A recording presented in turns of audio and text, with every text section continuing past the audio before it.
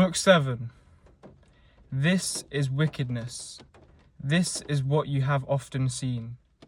And you should have this thought ready to hand against any eventuality.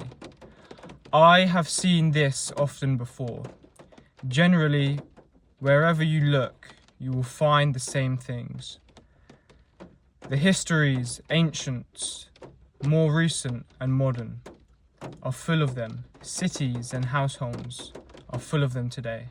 There is nothing new, all is familiar, and all short-lived. Your principles are living things. How else could they be deadened? Except by the extinction of the corresponding metal. Your principles are living things. How else could they be deadened? Except by the extinction of the corresponding mental images, and the constant rekindling of these is up to you. I am able to form the judgment I should about this event. If able, why troubled? All that lies outside my own mind is nothing to it. Learn this, and you stand upright. You can live once more. Look at things again, and you used to look at them. You can live once more. Look at things again, as you used to look at them. In this is the resumption of life. The empty pomp of a procession, plays on the stage, flocks and herds, jousting shows, a bone thrown to puppies, titbits into the fish ponds, ant toiling and carrying, the scurries of frightened mice, puppets dancing on their strings. Well, amid all this, you must keep yourself tolerant. Do not snort at them, but bear in mind that a person's worth is measured by the worth of what he values. In conversation, one ought to follow closely what is said. In any impulse, to follow closely what takes place. In the latter case, to see immediately the intended object of reference. In the former, to watch carefully what is meant. Is my mind sufficient for this task, or is it not? If it is, I use it for the task as an instrument given me by the nature of the whole. If it is not, I either cede the work, if it is otherwise my responsibility, to someone better able to accomplish it, or do it as best as I can, calling in aid someone who, in cooperation with my own directing mind, can achieve what is at this particular time the need and benefit of the community. Whatever I do, either by myself or with another, should have this sole focus, the common benefit and harmony. How many who once rose to fame are now consigned to oblivion, and how many who sung their fame are long disappeared. Do not be ashamed of help. It is your task to achieve your assigned duty. Like a soldier in a scaling party. What then? If you are lame and cannot climb the parapet by yourself, by this is made possible by another's help. Do not let the future trouble you. You will come to it. If that is what you must, possessed of the same reason that you apply now to the present. All things are meshed together, and a sacred bond unites them. Hardly a single thing is alien to the rest. Ordered together in their places, they together make up the one order of the universe. There is one universe out of all things, one God pervading all things. one substance, one law, one common reason in all intelligent beings, and one truth. If indeed there is also one perfection of all cognate beings, sharing in the same reason. Everything material rapidly disappears.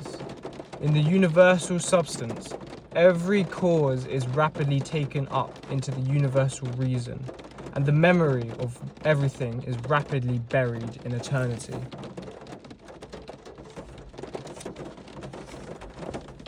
For a rational being to act in accordance with nature is also to act in accordance with reason. Standing straight or held stranding.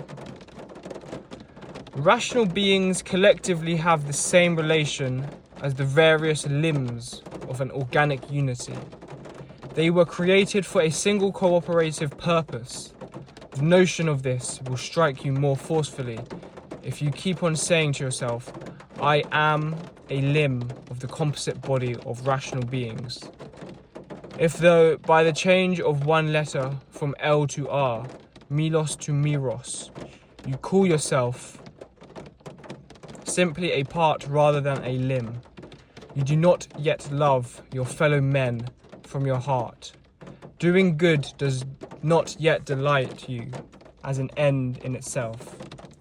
You are still doing it as a mere duty, not yet as a kindness to yourself. Let any external thing that so wishes happen to those parts of me which can be affected by its happening, and they, if they wish, can complain. I myself am not yet harmed, unless I judge this occurrence something bad, and I can refuse to do so. Whatever anyone does or says, I must be a good man. It is as if an emerald or gold or purple were always saying, whatever anyone does or say, I must be an emerald and keep my own colour. The directing mind does not disturb itself. For example, it does not frighten itself or lead itself to desire. If anyone else can frighten it or cause it pain, let him do so. Of itself, of its own judgment, it will not deliberately turn to such modes. The body should take care, as far as it can, to avoid harm. The sensual soul, which feels fear or pain, should say if does so. But which makes general assessment of all things will not suffer at all. It will not itself rush to any such judgment of itself. The directing mind it without needs. The directing mind is without needs, unless it creates a need for itself. In the same way, it is untroubled and unhindered, unless it troubles or hinders itself. Happiness is a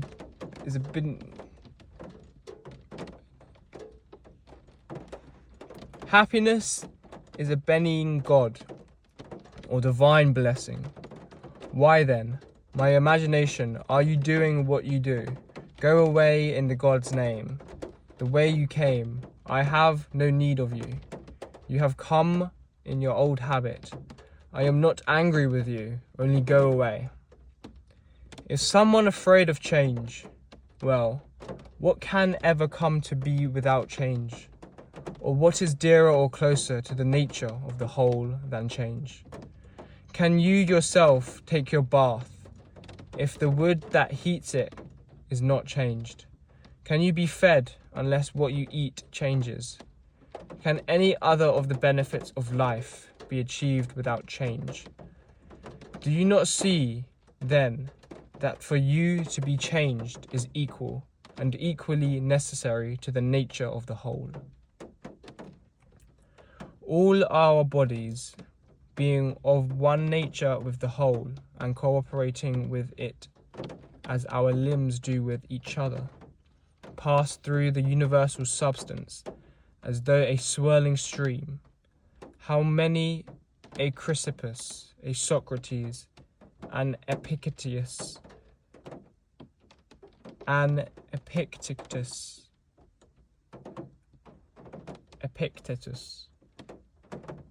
how many a Chrysippus, a Socrates, an Epictetus has eternity already swallowed? This same thought should strike you about any man at all and anything. I have only one anxiety. I have only one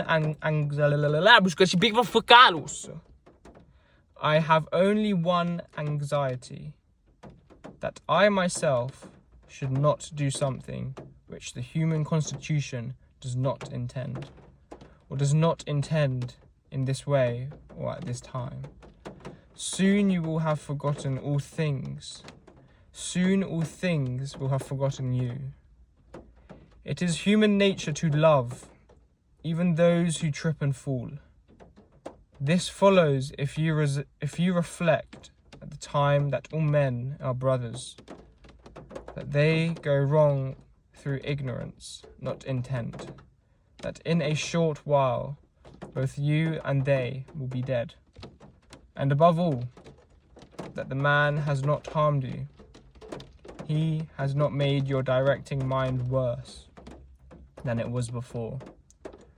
Universal nature uses the substance of the universe like wax, making now the model of a horse, then melting it down and using its material for a tree, next for a man, next for something else.